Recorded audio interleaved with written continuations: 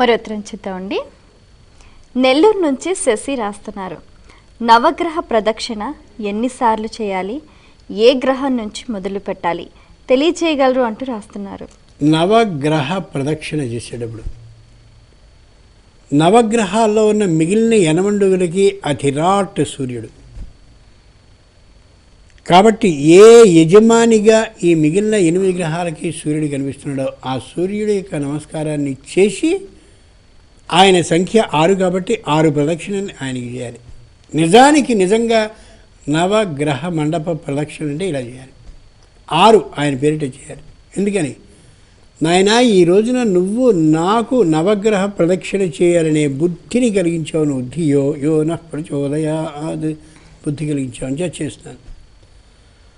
ఇంట్లోకి వెళ్ళేటప్పుడు ఇంటి యజమాని అనుమతి ఎలా తీసుకుంటామో అలా నవగ్రహాలలో ఉన్న మిగిలిన 8 అధినేత అయినటువంటి ఆయన అనుమతిని తీసుకుని 6 ప్రదక్షిణాలు చేసావా? ఇన శశి కుజ రాహు జీవమందజ్ఞకేతు భృగుజయితి నవానాం కృతికాది క్రమేణ, మిగిలిన వారందరికీ కూడా ప్రదక్షిణాలను చెయ్యి అని ఆయన అనుమతిస్తాడు. సహజంగా లోకంలో చేసేది ఏంటంటే, యామయా నీ కేతువు నీచిలో ఉంది, అయితే కేతు ప్రదక్షిణలో చెప్పండి 7 సార్లు చేయి, అయితే కేతువుకి 7 సార్లు తిరిగి వచ్చేస్తాడు. ఇంటి యజమాని అయినటువంటి ఏ సూర్యుడు నాడో ఆయనకి నమస్కారం చేయకుండా కేతువుకి మాత్రమే 7 చేసి, మిగిలిన వాళ్ళతో నాకు సంబంధం లేదు, ఆయన ఒకటేగా బాధ పెట్టేది, ఆయన చుట్టూలో 7 సార్లు తిరిగేసి ఆయనకి మళ్ళీ మాట్లాడకండి అని వెళ్ళిపోతే సూర్యుడికి బాధ అనిపించదు. అంచేత సూర్య ప్రదక్షిణాలు 6 చేసి ఆ మీదటే ఏ గ్రహ ప్రదక్షిణ చేయాలి.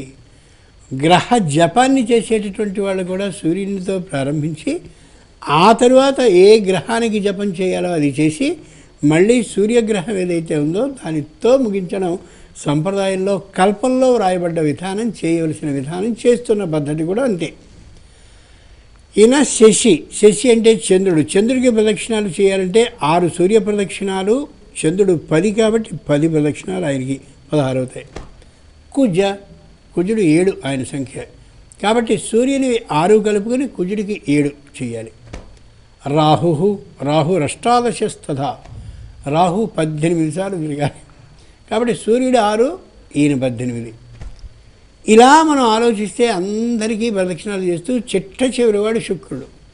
ఆ శుక్రుడు 20 ఆయన సంఖ్య కాబట్టి 6 ప్రదక్షిణాలు ఈయనకి, 20 ప్రదక్షిణాలు ఆయనకి చేసి అక్కడికి నవగ్రహ ప్రదక్షిణాలు అయినట్లు.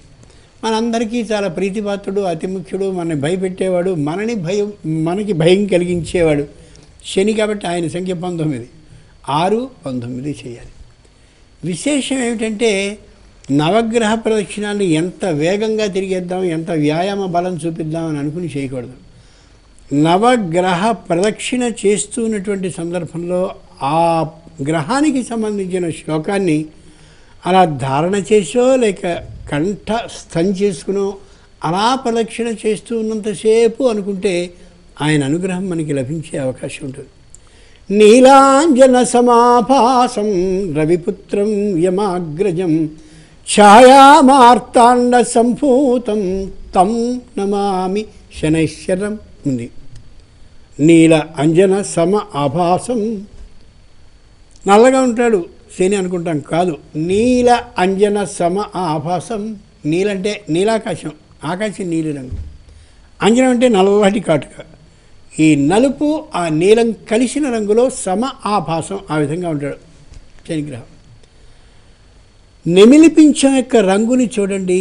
నెమిలి ఏక నీలిరంగు ఉంటుంది, నలుపు రంగు ఉంటుంది, నీలి నలుపుల సమానంగా ఉంటూ ఉంటుంది. నీల అంజన సమ ఆభాసం రవిపుత్రం, సాక్షాత్తు సూర్యుని కొడుకిన. యమ అగ్రజం, యమునికి అగ్రజ ముందు పుట్టినటువంటి వాడు యమునికి అన్న.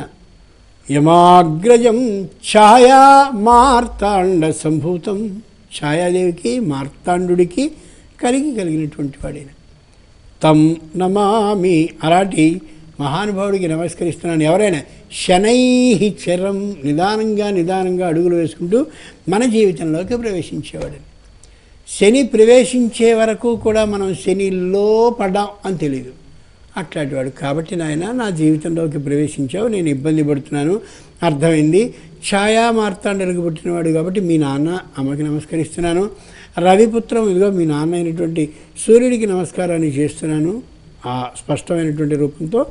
అలాగే నువ్వు యముడికి అన్నయ్య కాబట్టి ఆయనకు కూడా నమస్కరిస్తున్నాను, తమ్ముడికి చెప్పవయ్యా అని. నువ్వు ఏ రంగులో ఉంటావో ఆ రంగుని ధ్యానిస్తున్నాను అంటూ ఆయన గురించిన వివరాలన్నీ చెప్పుకుంటూ కానీ ప్రదక్షిణాన్ని చేస్తే ప్రసన్నుడవుతాడు. అలా నవగ్రహ ప్రదక్షిణాన్ని చేయాలి, అది విధానం.